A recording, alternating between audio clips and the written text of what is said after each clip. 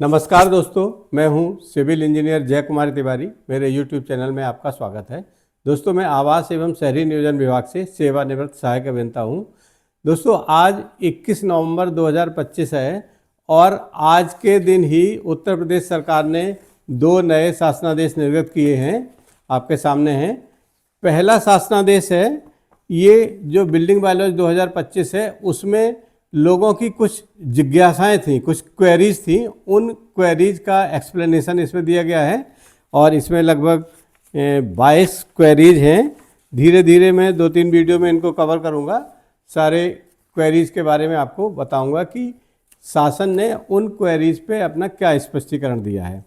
और दूसरा शासनादेश ये है, ये शासनादेश भी आज के दिन ही 21 नवंबर 2025 को जारी हुआ है। ये है, इसमें जो बिल्डिंग बायलॉज 2025 अभी निर्गत किया गया है, इस बिल्डिंग बायलॉज में कुछ बिंदुओं पर, कुछ प्रस्तर में थोड़ा सा संशोधन किया गया है। उस संशोधन से संबंधित जो विभिन्न बिंदु हैं वो समाहित किए गए हैं, उसके बारे में स्पष्ट उल्लेख किया गया है। तो ये दोनों शासनादेश आज ही निर्गत हुए हैं और आज ही मैं आपके सामने लेकर प्रस्तुत हो गया हूँ। दोस्तों, वैसे तो मैं इस समय USA में हूँ और यहाँ पर भी मैं आपकी सेवा के लिए ये शासनादेश किसी भी तरह कलेक्ट करके आपके सामने आज के दिन जारी हुए और आज ही आपके सामने रखने जा रहा हूँ। तो हो सकता है पहले जो शासनादेश में आपके सामने रख रहा हूँ, इसमें जो क्वेरीज के क्लैरिफिकेशन से संबंधित है, इसमें चूँकि बिंदु अधिक हैं, 22 पॉइंट्स हैं, हो सकता है इसमें 2-3 वीडियोज़ बनाने पड़े, लेकिन मैं बहुत स्पष्ट रूप से क्लियरली आपको सारी जो क्वेरीज हैं उनका शासनादेश में क्या उल्लेख किया गया है उनको डिफाइन करूंगा। तो शुरू करते हैं। दोस्तों, यह शासनादेश 21 नवंबर 2025 को जारी किया गया है और इसका संख्या है 11/42/8-3099/208/2025। आप देखते रहिएगा, इसके जो लास्ट वीडियो होगा इसका, मैं उसमें इस शासनादेश के जो लिंक है आपने डिस्क्रिप्शन में डाल दूंगा, आप वहाँ से इसको डाउनलोड करके इसका प्रिंट भी ले सकते हैं।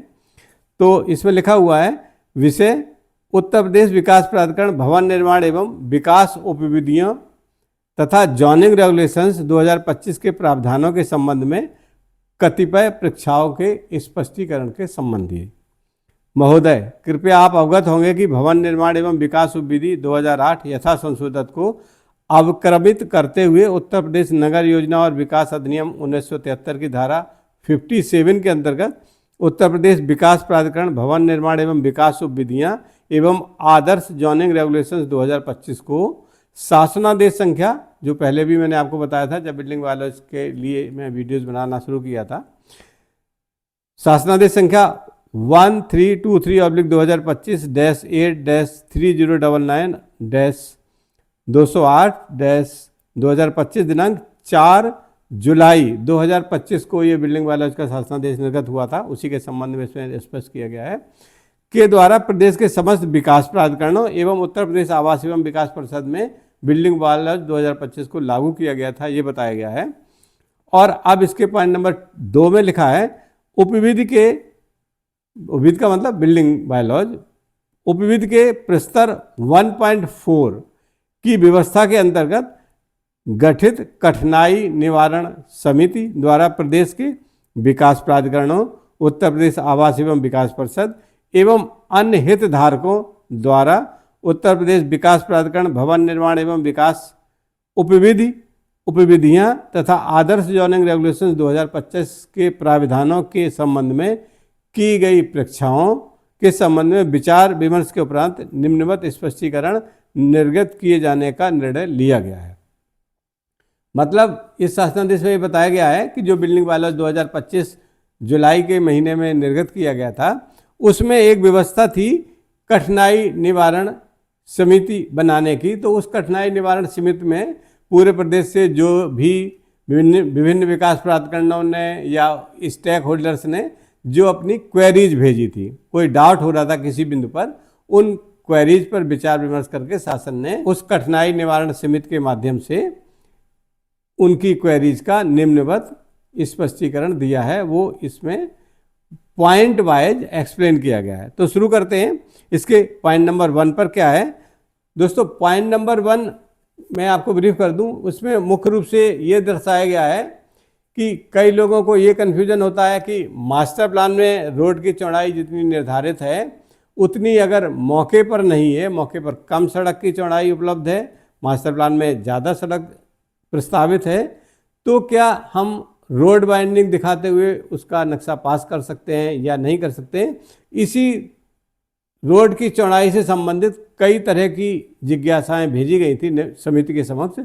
तो उन सब जिज्ञासाओं को इन्होंने इसमें संकलित करके बताया है उदाहरण के साथ, और उसका स्पष्टीकरण दिया है। मैं पढ़ना शुरू करता हूँ। काफ़ी महत्वपूर्ण है क्योंकि हमारे वीडियोज़ में कमेंट के माध्यम से भी कई हमारे दर्शक ये परीक्षा करते रहते हैं, ये कमेंट करते रहते हैं कि सर मास्टर प्लान में सड़क की चौड़ाई उपलब्ध है या मौके पर उपलब्ध है, मानक के अनुसार मास्टर प्लान में जो मानक दिए हैं उसके अनुसार नहीं है, मौके पर उससे कम है, तो क्या हमारा मकान का नक्शा पास हो जाएगा, हमारी बिल्डिंग का नक्शा पास हो जाएगा या नहीं हो जाएगा? तो इसी तरह की जो क्वेरीज थी पूरे प्रदेश से गई थी, तो समिति ने जो इसके एक्सप्लेनेशन दिए हैं वो मैं आपके सामने रखने जा रहा हूँ। इसमें लिखा है प्रस्तर उपविधि का शीर्षक कौन से जो प्रस्तर है उससे संबंधित है। तो 1.4 ऑब्लिक कठिनाई निवारण जो बिल्डिंग वाले 2025 था उसके चैप्टर नंबर 1.4 में ग्रीवेंसेस रिड्रेसल के लिए जो प्रोविजन था उसी के अंतर्गत कठिनाई निवारण समिति ने इस बिंदु के प्रावधानों के अंतर्गत इस पर निर्णय लिया है। तो पहले पढ़ते हैं कि कौन कौन सी परीक्षाएं हमारे जो स्टेक होल्डर्स हैं या विकास प्राधिकरण हैं उन्होंने प्रेषित की थी। नंबर 1, ऐसी क्रियाएं जिनके द्वारा न्यूनतम आवश्यक विद्यमान सड़क स्थल पर उपलब्ध नहीं है किंतु महायोजना की सड़क उक्त चौड़ाई की पूर्ति करती है, तो ऐसी स्थिति में क्या प्रस्तावित मानचित्र में सड़क चौड़ीकरण का प्रस्ताव सम्मिलित कर मानचित्र अनुमोदित किया जा सकता है या नहीं? मतलब इनका वही है कि हम रोड वाइडनिंग दिखा के क्या हम सड़क का मानक पूरा करते हुए नक्शा पास करा सकते हैं या नहीं। तो उदाहरण के रूप में भी दिया है। उदाहरण के लिए गतिविधि की आवश्यक सड़क की चौड़ाई 18 मीटर है। मान लीजिए कोई एक्टिविटी है, उसमें प्रस्ताव में जो मानक हैं वो 18 मीटर चौड़ी सड़क चाहिए, लेकिन विद्यमान सड़क की चौड़ाई मौके पर अगर जो सड़क है उसकी चौड़ाई 8 मीटर ही है, तो महायोजना की सड़क 18 मीटर है। ऐसे प्रकरणों में क्या निर्णय लिया जाए ये इसमें बताया गया है। इसी तरह क्वेरी नंबर 2 है, ऐसी क्रियाएं जिनके लिए न्यूनतम आवश्यक सड़क स्थल पर उपलब्ध नहीं है, जो हमारे मानक के अनुसार सड़क की चौड़ाई चाहिए वो उपलब्ध नहीं है, और वह किसी महायोजना की सड़क पर भी स्थित नहीं है, किसी मास्टर प्लान रोड पर भी नहीं है, अथवा संबंधित विभाग के अभिलेखों स्थल निरीक्षण के अनुसार विद्यमान सड़क की चौड़ाई न्यूनतम आवश्यक चौड़ाई से कम है, तो ऐसी स्थिति में क्या प्रस्तावित मानचित्र में सड़क चौड़ीकरण का प्रस्ताव सम्मिलित कर मानचित्र अनुमोदित किया जा सकता है या नहीं? ये भी एक जिज्ञासा थी कि मानक में सड़क की चौड़ाई ज़्यादा है, मौके पर उससे कम है, तो क्या वहाँ पर हम रोड वाइंडिंग दिखाकर नक्शा पास कर सकते हैं या नहीं? पहले बिंदु में क्या था, मास्टर प्लान के प्रोविजन में सड़क की चौड़ाई ज़्यादा थी, मौके पर कम थी। अब दूसरे में क्या है, मौके पर कम है और आवश्यकता अधिक है, उस केस की बात हो रही है। उदाहरण के लिए यदि नगर पालिका नगर निगम द्वारा निर्मित सड़क की चौड़ाई 4 मीटर या 6 मीटर है, जो विकसित क्षेत्र या उसके अतिरिक्त क्षेत्र में स्थित है, चाहे विकसित हो सकता है या विकासशील भी हो सकता है, अविकसित भी हो सकता है, कहीं भी हो, तो क्या उन सड़कों पर सड़क चौड़ीकरण के प्रस्ताव के साथ मानचित्र अनुमोदित किया जा सकता है या नहीं? ये जिज्ञासा थी। सारी जिज्ञासाएं पढ़ देते हैं और सारी जिज्ञासाओं का एक ही स्पष्टीकरण दिया गया है, तो सारी जिज्ञासाएं पढ़ने के बाद में इसमें उसका स्पष्टीकरण क्या दिया गया है वो बात करूंगा। इसी तरह जिज्ञासा नंबर 3 है, पॉइंट नंबर 3, ऐसे प्रकरणों में जहां उन महायोजना सड़कों के किनारे विकास प्रस्तावित है जो केवल योजना के दस्तावेजों में दर्शाई गई है परंतु अभी तक निर्मित नहीं हुई है अथवा किसी विद्यमान सड़क से जुड़ी नहीं है, तथा ऐसी सड़कें सरकारी या अर्ध सरकारी भूमि पर प्रस्तावित हैं, क्या ऐसे क्षेत्रों में भवन मानचित्र को अनुमोदित किया जा सकता है ये जिज्ञासा नंबर 3 थी। इसका मतलब ये हुआ कि कोई अगर विकास करने के लिए कोई प्रस्ताव ऐसा है जो महायोजना सड़कों के किनारे प्रस्तावित किया गया है, लेकिन वो केवल दस्तावेजों में दिखाया गया है, मौके पर अभी तक कोई सड़क निर्मित नहीं है और ना ही वो स्थल किसी विद्यमान सड़क से जुड़ी हुई सड़क पर भी स्थित है, उन केसेस में क्या नक्शा पास कर दिया जाए या न कर दिया जाए, ये बताया गया है। अब पॉइंट नंबर 4 है, ऐसे विकास कार्य जो कोने के भूखंडों पर प्रस्तावित है, कॉर्नर प्लॉट्स के लिए, जिनके अग्रभाग पर न्यूनतम आवश्यक सड़क उपलब्ध है किंतु भूखंड के पार्श्व भाग पर प्रस्तावित विकास ऑब्लिक प्रस्तावित भूपयोग के अनुसार न्यूनतम आवश्यक सड़क उपलब्ध नहीं है, तो क्या ऐसी स्थिति में पार्श्व भाग पर प्रस्तावित सड़क चौड़ीकरण को सम्मिलित कर मानचित्र अनुमोदन की प्रक्रिया आरंभ की जा सकती है अथवा नहीं। इस बिंदु में बताया गया है कि अगर कोई कॉर्नर का भूखंड है जिसके आगे भी और साइड में भी सड़क है, तो अगर सामने फ्रंट में सड़क मानक के अनुसार उपलब्ध है, लेकिन जो साइड वाली सड़क है पार्श्व भाग में, उस सड़क की चौड़ाई मानक से कम है, तो क्या ऐसी स्थिति में साइड वाली सड़क में रोड वाइडनिंग दिखा के नक्शा पास किया जा सकता है या नहीं किया जा सकता, ये इसके संबंध में पूछा गया है।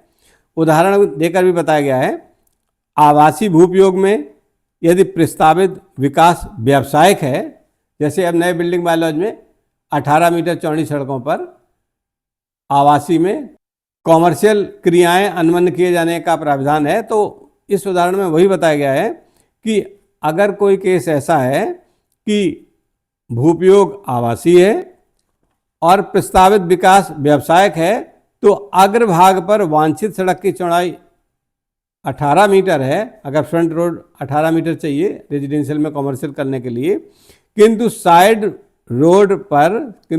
में जो रोड है पार्श्व भाग पर विद्यमान सड़क की चौड़ाई केवल 4 मीटर है, तो क्या प्रस्तावित भूपयोग के अनुसार पार्श्व भाग पर सड़क चौड़ीकरण को सम्मिलित कर मानचित्र अनुमोदन की प्रक्रिया प्रारंभ की जा सकती है अथवा नहीं। मतलब अगर रेजिडेंशियल भूपयोग में बिल्डिंग बायलॉज 2025 के प्रावधानों के अनुसार कॉमर्शियल भूपयोग या कॉमर्शियल क्रिया अनुमन्न किए जाने का प्रावधान किए जाने का नक्शा पास होने के लिए आता है, तो उसमें फ्रंट रोड 18 मीटर चौड़ी होनी आवश्यक है, और ये कह रहे हैं कि अगर साइड रोड जो 18 मीटर वांछित चौड़ाई होती है उससे कम है, मान लीजिए 4 ही मीटर है, तो क्या साइड वाली रोड को 4 मीटर विद्यमान होने के बाद भी वांछित चौड़ाई रोड वाइडनिंग में दिखाते हुए क्या उस पर हम रेजिडेंशियल में कॉमर्शियल क्रिया अनुमन्न किए जाने का नक्शा पास कर सकते हैं अथवा नहीं। इस जिज्ञासा में ये पूछा गया है। दोस्तों, इन समस्त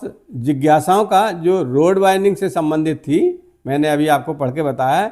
इस शासनादेश में शासन ने इसके संबंध में क्या स्पष्टीकरण दिया है, समस्त जिज्ञासाओं का एक ही स्पष्टीकरण है, मैं आपको पढ़ के सुना देता हूँ। इसमें लिखा हुआ है, विद्यमान सड़क की न्यूनतम चौड़ाई की आवश्यकता के मानदंड पहले से ही प्रस्तर 3.2.1 में उल्लिखित हैं, अतः प्रावधान स्पष्ट है। मतलब इन्होंने कह दिया कि ये सारे जो आपने जिज्ञासाएं भेजी हैं, कन्फ्यूजन्स हैं, इन सब कन्फ्यूजन्स को किनारे कर दो। जो हमारे बिल्डिंग बायलॉज 2025 के पॉइंट नंबर 3.2.1 में जो प्रावधान सड़क की चौड़ाई के अंकित हैं वही मान्य हैं, और बाकी कोई भी कन्फ्यूजन करने की ज़रूरत नहीं है। और मैं आपको बता दूं कि प्रस्तर 3.2.1 बिल्डिंग बायलॉज 2025 के चैप्टर नंबर 3 में पेज नंबर 45 पर उपलब्ध है, आप देख सकते हैं। उसमें समस्त सड़कों पर जो वांछित चौड़ाई है वो विद्यमान सड़कों के लिए निर्धारित है, और पार्क फेसिंग जो प्लॉट्स हैं उनके लिए सड़क की चौड़ाई अलग है, सड़क की लंबाई के अनुसार सड़क की चौड़ाई अलग अलग निर्धारित की गई है। तो जो भी प्राविधान चैप्टर नंबर 3.2.1 में सड़क की चौड़ाई से संबंधित दिए गए हैं वही मान्य होंगे, और इन सारी जिज्ञासाओं का कोई अर्थ नहीं है। आपको इन सारी जिज्ञासाओं को बंद करके रख देना है, केवल प्रस्तर नंबर 3.2.1 में जो प्रावधान दिए गए हैं वही माने जाएंगे। किसी जिज्ञासा की या किसी अन्य बात का, किसी तर्क का कोई मतलब नहीं है। ये स्पष्टीकरण दिया गया है दोस्तों। और उस चैप्टर में विद्यमान सड़क शब्द यूज किया गया है, मतलब जो वांछित चौड़ाई हमें चाहिए वो मौके पर अगर होगी तभी नक्शा पास किया जाएगा, चाहे कोई लेआउट हो, चाहे कोने का भूखंड हो, या कोई और बिल्डिंग प्लान हो, चाहे आवासीय में कॉमर्शियल क्रियान्वयन किए जाने से संबंधित प्रकरण हो, या किसी तरह का भी प्रकरण हो, विद्यमान सड़क पर ही मानचित्र स्वीकृत किए जाने के संबंध में स्पष्टीकरण इस शासनादेश में किया गया है। दोस्तों, इस शासनादेश से संबंधित ये पहला वीडियो था और मैं इसी तरह अन्य जिज्ञासाओं से संबंधित वीडियोज आपके सामने रखता रहूँगा। अगले वीडियो में मैं बात करूँगा इन्हीं जिज्ञासाओं के संबंध में, जिसमें ये बताया जाएगा कि कुछ प्रकरण ऐसे भी आते हैं जिसमें कि बिल्डिंग बायलॉज 2025 में जो आदर्श जोनिंग रेगुलेशंस दिए गए हैं उनके प्रावधानों में और उस नगर की मास्टर प्लान में, महायोजना में कुछ क्रियाओं के लिए जो प्रावधान दिए गए हैं उसमें विसंगति है।